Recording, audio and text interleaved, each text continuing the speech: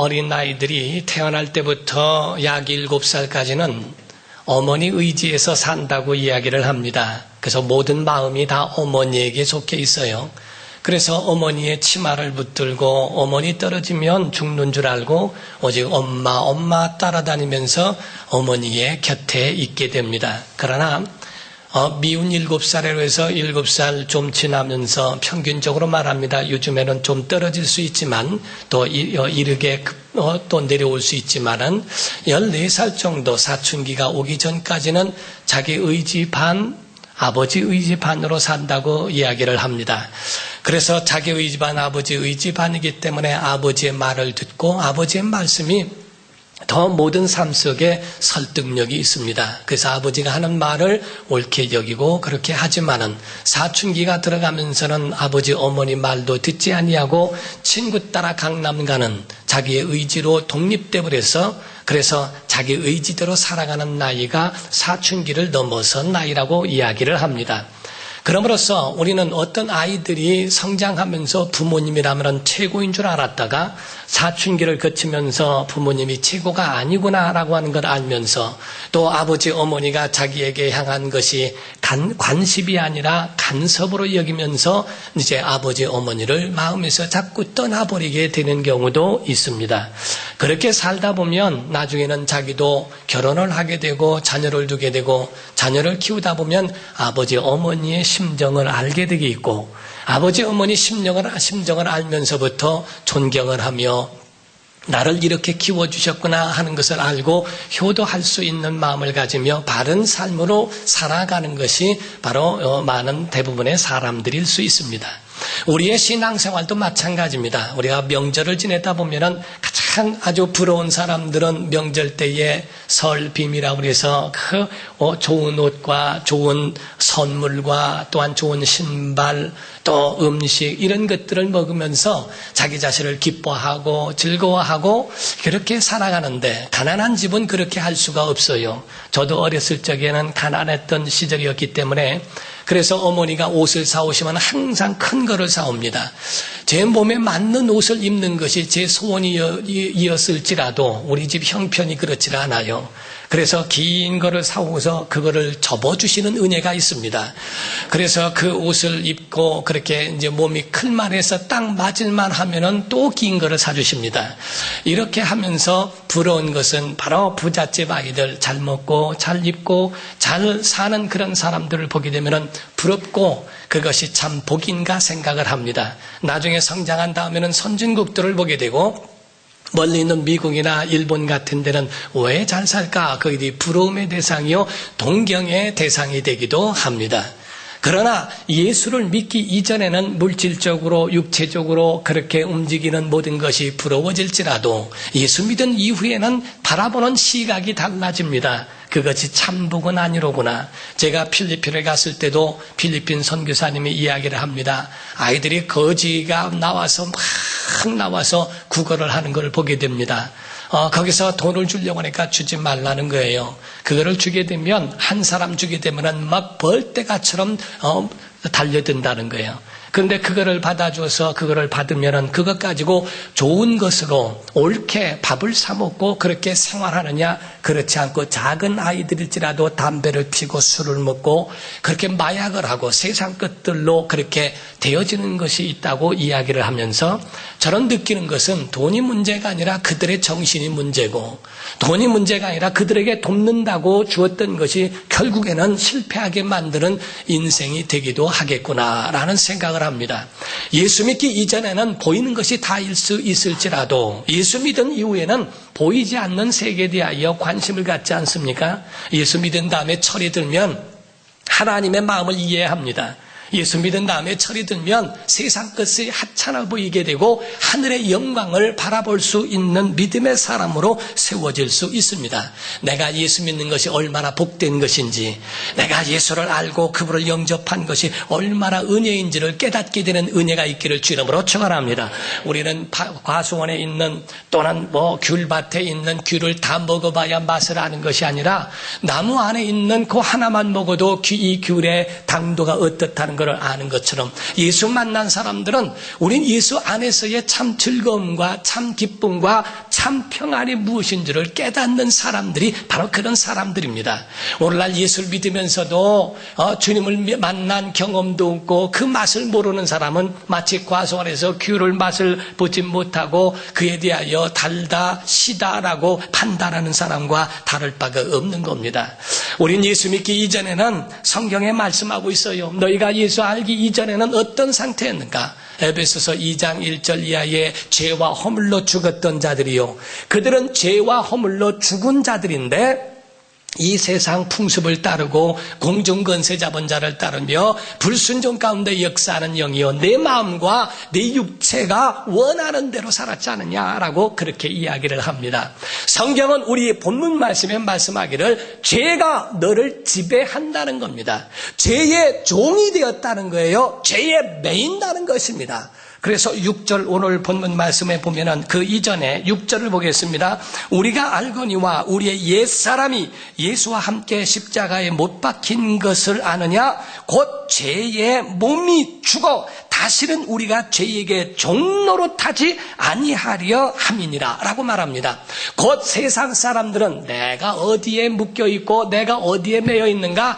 아니다. 나는 자유하다라고 할지 몰라도 성경은 말씀하기를 예수 안에 있지 않으면 죄 아래 있는 것이고 죄의 종노릇한다라고 성경은 그렇게 증거하고 있습니다.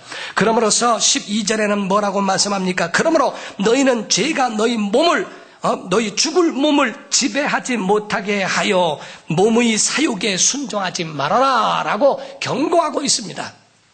이 말씀에 대하여 말하는 것은 죄의 종노릇한 것에 대하여 구체적으로 곧 죄가 너를 주장하지 못하도록, 죄가 너를 그렇게 주장하고 너의 마음을 지배하지 못하도록 내 자신을 그와 같이 견실하게 세워야 한다고 성경은 말씀하고 있는 거예요. 종이라고 하는 것은 주인에게 매여 있는 것을 종이라고 이야기합니다. 주인이 가라 하면 가고 오라 하면 오고 밭으로 가라 논으로 가라 들로 가라 이렇게 말하면 그 말에 지배를 받는 것이 종이에요. 그래서 종은 주인의 말에는 자기 목숨도 내어줘야 할 만큼 그렇게 자기 자신을 내 마음대로 쓸 수 없는 것을 말하는 것처럼 육에 속한 사람들은 자기 마음대로 사는 것 같죠. 그런데 성경은 말씀하기를 이는 죄에 매여 사는 것이라고 성경은 말씀합니다.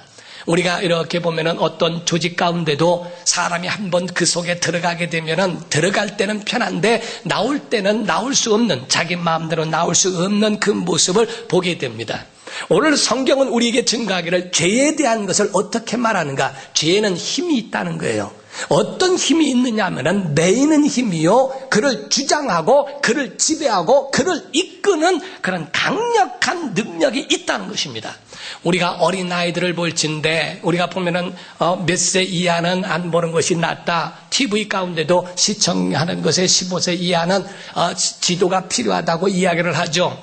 왜 어린아이와 어른과의 차이를 두는가? 어린아이들은 그거를 분별하거나 그것을 자기 자신에 감당할 만한 능력이 없어요. 어른들은 감당할 수 있고 조절할 수 있습니다. TV를 보더라도 보지 말아라, 뭐해라, 이래라 저래라 하고 율법적으로 아이들에게 옳고 그름을 알려줘야 하는 것은 아이들은 분별력이나 판단력이 없기 때문에 그렇습니다. 한번 빠져버리면 거기에 푹 빠져버립니다. 어떤 아이는 학교를 가다가 중간에 꽃이 있으면 그 꽃에 빠져가지고 학교를 가는 걸 잃어버린다고 그러죠.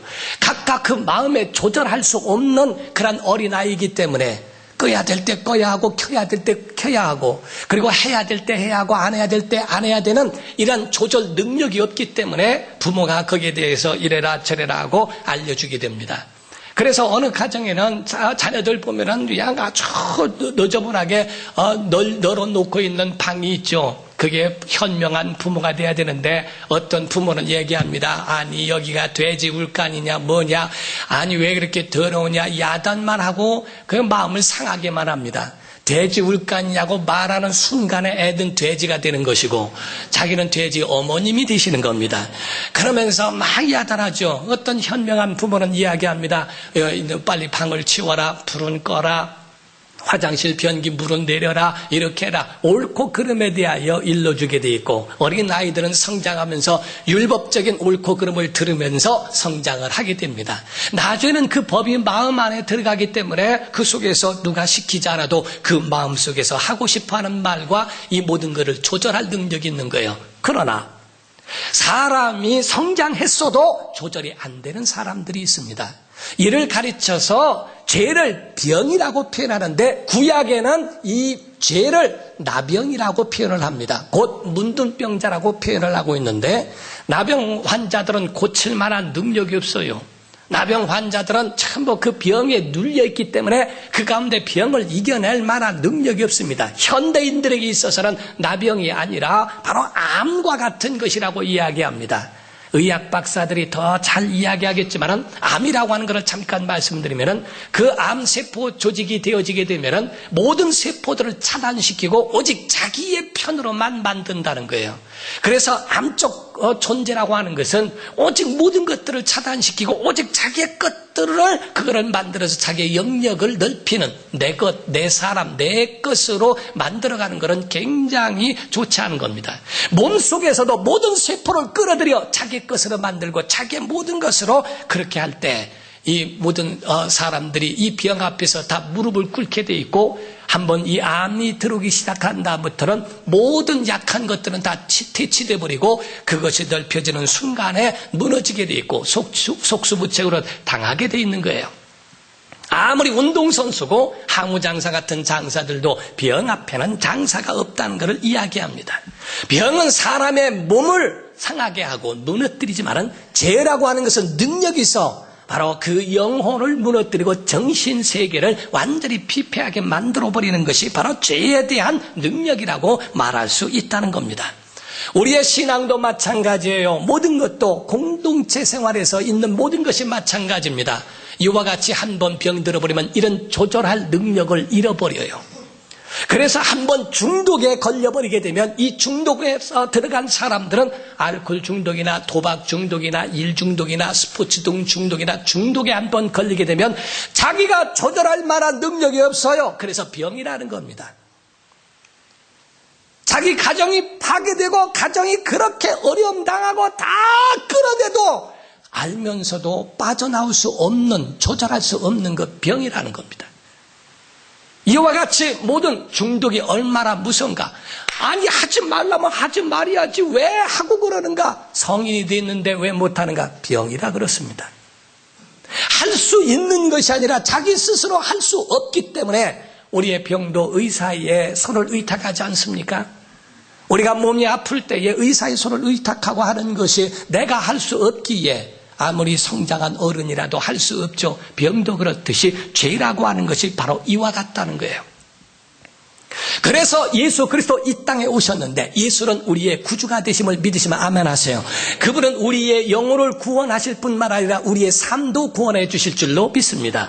그래서 요한 1서에 말씀하기를, 예수 그리스도의 피가 우리를 모든 죄에서 사하시고 곧 그 은혜가 우리를 구원하여 주시고, 그리고 그 진리의 말씀으로 우리를 불의에서 깨끗게 하여 주실 것이니라. 곧 우리를 불의한 것에 물들지 않냐고, 그런 것에서 자유할 수 있도록 진리 안에서 우리를 해방시킬 수 있도록 자유하게 하신다라고 말씀합니다. 찬송 가운데 보면 어떤 찬송이 있습니까? 울어도 못하네, 힘써도 못하네, 참아도 못하네 하는 게 있어요. 제가 고등학교 1학년 때 부흥에 가서 은혜 받은 말씀이었습니다. 그 목사님이, 부흥 강사님이 목회하는 시절에 이야기를 하셨는데, 제가 제일 앞에 앉아서 은혜를 받았어요. 부흥 강사님이 하신 말씀이, 교인 중에 한 성도가 애를 낳는데 애 낳는 것을 기도해 달라고 오라고 그러더래요. 나는 애 낳는 기도는 안 해봤는데 해서 찾아가서 말 위에 앉아서 있었더니 막 산파가 두르지 말라고, 내가 언제 들어간다고 그랬나. 그래서 그 말 위에 앉아서 기도를 하는데, 주여 애가 잘 낳도록 쑥 빠지게 도와 주시옵소서. 기도하다 보니까 이게 모양이 안 나더라는 겁니다. 그런데 거기서 보니까 막 산파가 막 하는데, 거기서 얼마나 힘들던지 산모가 막 울더래요. 그러니까 그 소리 딱 들으면서, 아하, 네, 찬송을 해야 되겠다. 그래서 이 찬송을 했다는 겁니다. 울어도 못하네 했대요. 그랬더니 2절에 가서 힘줘요 힘줘서 힘써도 못하대 2절을 했답니다. 하도 울어서 그냥 하니까 찬파가 좀 참으라 그래서 참아도 못하네 했답니다. 근데 4절에 가서 믿으면 하겠네 했더니 쑥 빠지더래요. 저는 그 말에 얼마나 은혜 받았는지 몰라요. 믿으면 하겠네의 역사가 일어나는구나 생각을 했어요. 세상에는 이와 같이 바로 자기 자신이 수양하고 수행을 해서 자기 홀저 하려고 하지만은 안 된다는 거예요. 그건 안 된다는 거예요. 주님이 오셔야 하고 주님이 은혜로 역사해야 한다는 겁니다. 기독교인들은 내가 하기 싫은 건데 해야 하고 싶은 건데도 억지로 안 하려고 참는 것처럼 얼마나 힘든 일이 있겠어요. 그런데 성경은 우리에게 말씀합니다. 은혜 받으면 된다는 거예요. 저희 아버지 간증을 합니다. 저희 아버지가 원래 무신론자예요. 예수를 믿지 않아요. 무슨 예수가 있고 하늘이 어디, 다 모든 가르침은 똑같다고 말씀하신 분 중에 한 분이십니다. 그런데 아산에 있는 신창 궁아리가 우리 외할머니 댁인데 거기에 이렇게 외할머니 댁에 가셨다라는 거예요. 가셨더니 마침 예배당을 이게 건축하는 것에 저희 아버지가 예수를 믿지 않지만 나는 무신론자이지만 우리 그 장모님이 교회를 다니는데 그런데 만약에 헌신도 안 하고 헌금도 안 하면은 또 교인들이나 모두에게 또 눈치를 받을까 해서 내가 그러면 가서 봉사해 주겠다고 그래서 가서 부록을 쌓는 것에 저희 아버지가 다 했답니다. 한 여름에 부록을 쌓는 기술이 있어서 그거를 쌓는데 땀방울이 하나씩 다 그 모든 벽돌에 그 부록에 떨어질 정도로 전부 짓는 것에 헌신적으로 하셨다는 겁니다.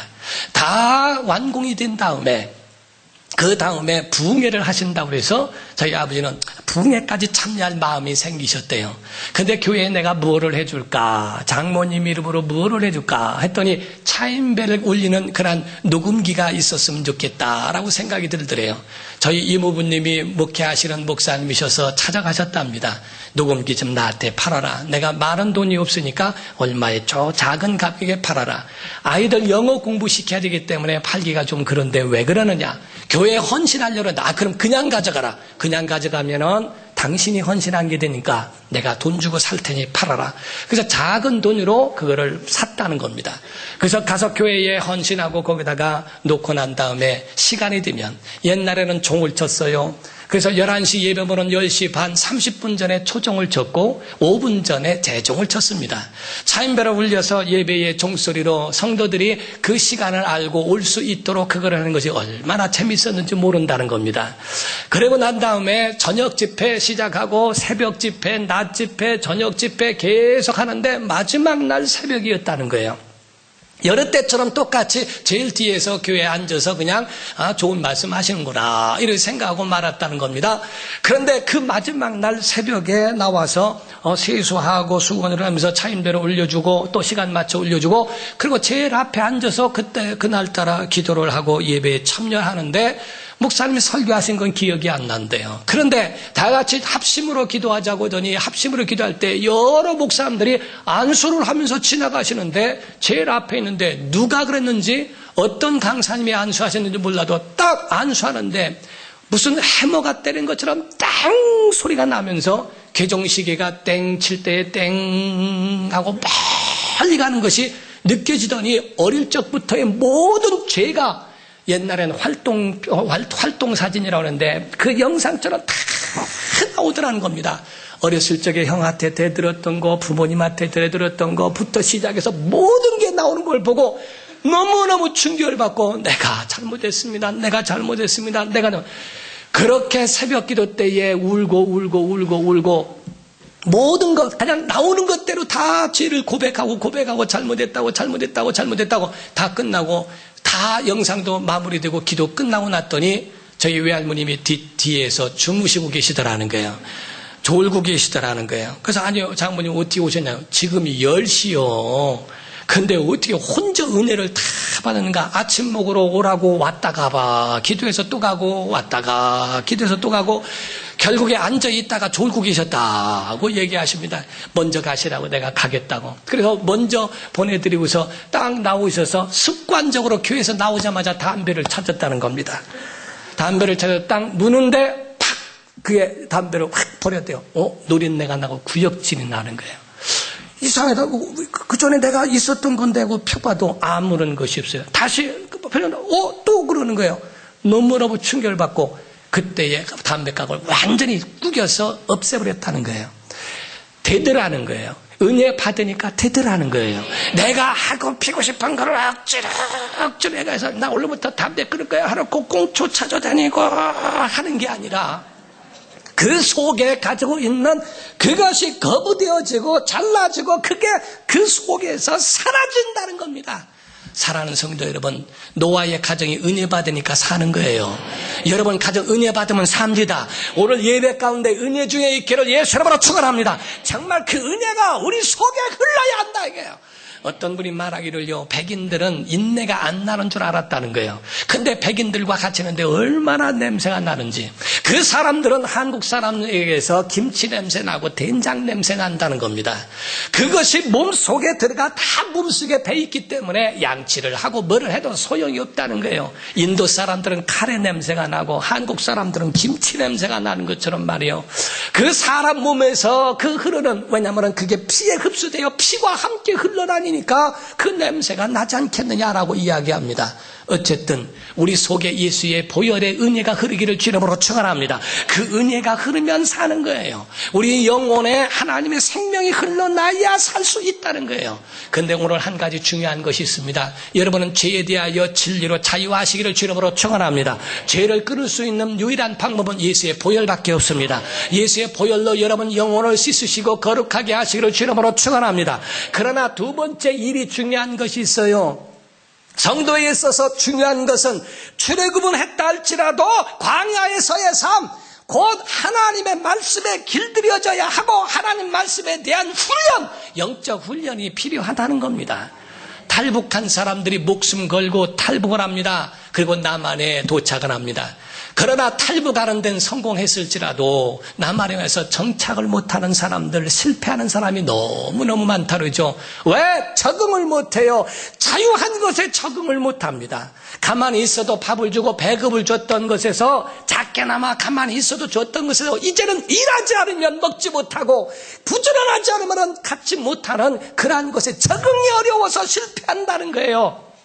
성도들도 마찬가지입니다. 예수 그리스도 안에서 사는 법을 훈련해야 되고 그 안에서 승리해야 되는 그런 적응이 우리 안에 나와 있지 않으니까 어떤 사람은 예수 믿고 주님 만난 다음에 펄펄펄펄 뜁니다.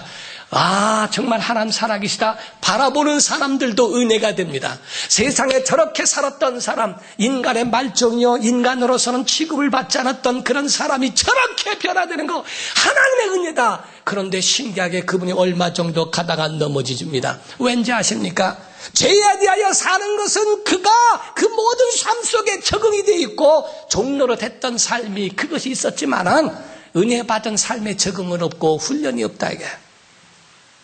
내 삶에 은혜로 살고 하나님 말씀대로 살아가는 것에 대한 정작 그런 훈련이 있는가? 믿음에 적응이 있는가? 구원받은 것에 대한 은혜로 구원받지만은 내가 죄에 빠지지 않고 죄의 종로로 타지 않는 노예 근성을 벗어버릴 수 있을까? 홍해를 걷는 순간에 광야에서 애굽의 것을 끊으라는 겁니다. 저주를 끊으라는 겁니다. 죄에서 자유하라는 겁니다. 그러나 내가 하나님 말씀에 길들여지는 것에 대하여 영적 훈련이 되어 있는가? 아합이라는 사람이 있었습니다. 구약에 나봇이라고 하는 사람이 포도원을 운영하고 있는데 나봇이라는 사람은 포도원이 전부예요. 그런데 왕은 다 가지고 있는 사람입니다. 그런데 이 포도원이 욕심이 나가지고 야 포도원 팔아라. 아닙니다. 이건 조상 대대로 나에게 준 것이라 팔 수가 없습니다. 안 판다 그러니까 돌아와서 끙끙 아는 겁니다. 저거 갖고 싶어서. 부인이 이야기합니다. 아니 뭔데 그렇게 잠을 못 자고 그렇게 꿍꿍 앓고 있느냐고. 나봇에 포도원을 갖고 싶은데 안 판다 그러니 어떡하냐고. 아 그거야 간단하지 않느냐고. 가더니 그를 죽이고 뺏었습니다. 한 사람의 욕심이 사람을 죽이고 그 욕심이 내려놓지 못하는 그것 때문에. 왜? 그 사람은 자기 마음대로 하는 것 같죠. 죄의 매인 것이고 죄의 종이기 때문에 그러하다는 거예요. 교회 왜 나옵니까? 여러분 미움도 내려놓고 욕심도 내려놓고 여러분 속에 있는 염려가 여러분을 주장하지 못하게 하시기를 주 이름으로 축원합니다. 성도는요, 세상 것이 부러울 것이 없어야 합니다. 성도들은 하늘의 것을 부러워할 수 있는 믿음의 사람 되기를 주 이름으로 축원합니다. 신앙생활은 어렵지 않습니다. 우리가 제품을 사게 되면 그 제품을 보면서 설명서를 보게 되죠. 설명서를 보면서 1단계 스위치를 켠다, 2단계 이거를 왼쪽으로 돌린다 하면서 매뉴얼을 가지고 그 매뉴얼대로 하면 되죠. 성경은 말합니다. 성경대로 살면 돼. 성경이 우리에게 말하고 있는 말씀에 대하여 내가 은혜 받았거들랑 성경이 말한 대로 그 성경에 있는 말씀대로 사는 게 믿음이라는 거예요. 내 뜻대로 살라니까 안 되지. 하나님이 말씀하신 대로 내가 살려면 전혀 부딪힐 것도 없다는 거예요. 어려울 것도 없다는 겁니다. 지금은 운전만 하면 어디든지 가는 세상입니다. 내비게이션이라고 하는 것이 있어서 그 여자는 얼마나 잘 가르쳐 주는지. 그래서 내비게이션 하나만 치면은 다 일러줍니다. 옛날 거는 그렇지 않았습니다. 그 전에 한번 톨게이트를 찍고 갔더니 톨게이트 밑에다 집어넣어가지고 제가 그 후진으로 나오느라고 고생 엄청 한 적이 있습니다. 그러나 요즘 거는 얼마나 정확합니까? 얼마나 우리에게 편리하게 얘기해 줍니까? 매뉴얼대로, 성경대로. 우리에게는 말씀하고는 성경대로 이야기합니다. 마귀는 우리를 향하여 적극적으로 와서 우리를 공격해 넘어뜨리려고 접근하지만은 우린 죄에 매이지 말고 죄에서 자유한 성도 되시기를 주 이름으로 축원합니다. 그리고 오직 우리 속에 신령한 하나님의 은혜에 의해 적응되어지는 훈련이 있어야 돼요. 다른 방법이 아닙니다. 오늘 주님과 함께 걸어가면 되는 겁니다. 오늘 예배 시간에 예배에 집중하면 되는 겁니다. 은혜를 생각하며 기도로 문을 열고 기도로 문을 닫으면 되는 겁니다. 아침에 일어날 때 주님과 함께 길을 걸어가면 그 사람이 성공하는 겁니다. 오늘날 하나님이 큰 걸 요구해서 하셔서 그 큰 업적을 이루어야 하나님이 기뻐하시고 큰 역사를 이루어야 하나님께서 너 내 뜻대로 사는구나 하는 게 아닙니다. 우리가 승리할 수 있는 영적 비결은 다른 게 아니요, 주님과 함께 걸어가면 되는 거예요. 오늘도 주님과 함께 예배하고 주님과 함께 말씀에 동참하고 그 은혜로 순종하며 사는 성도 되기를 주 이름으로 축원합니다. 여러분, 군인이요, 가서 군인이 보면은 총만 쏜다고 군인이 아니요, 그들을 부려먹여야 되는 식기반에 식사당번에 한 사람도 그들도 군인이에요. 바로 취사병이 돼가지고서 거기서 총은 못 들어도 전부 밥만 먹여도 그 사람은 3년 동안에 2년 동안에 밥만 먹여놔도 군인 아닙니까? 우리 10년 가운데 여러분이 꼭 무슨 큰 업적만이 주의 일하는 거 아닙니다. 우리가 주님의 뜻대로 살고 주님이 원하시는 대로 내 자신이 주와 함께 문을 열고 문을 닫고 모든 삶을 그렇게 해나가면 하나님이 그와 함께 걸어가는 그 길의 인도자가 되어주실 줄로 믿습니다. 주와 함께 걸어가는 인생길이 되시기를 예수 이름으로 축원합니다. 기도하시겠습니다. 이 차례 다 같이 통성으로 기도하실 때 주여, 세 가지입니다. 죄에 매이지 마라. 죄를 풀 수 있는, 죄를 끊을 수 있는 것, 저주를 끊는 것 예수의 은혜입니다. 진리만이 끊을 수 있습니다. 이제는 진리로 여러분을 훈련시키세요. 진리로 훈련시킬 수 있는 건 다른 거 아닙니다. 엄청난 게 아닙니다. 주님과 함께 오늘을 걸어가게 도와주소서. 우리의 영혼을 붙드시고 우리 영혼의 한량없는 은혜로 붙잡아달라고 다 같이 간절한 마음으로 통성으로 기도하시겠습니다. 살아계신 하나님 아버지,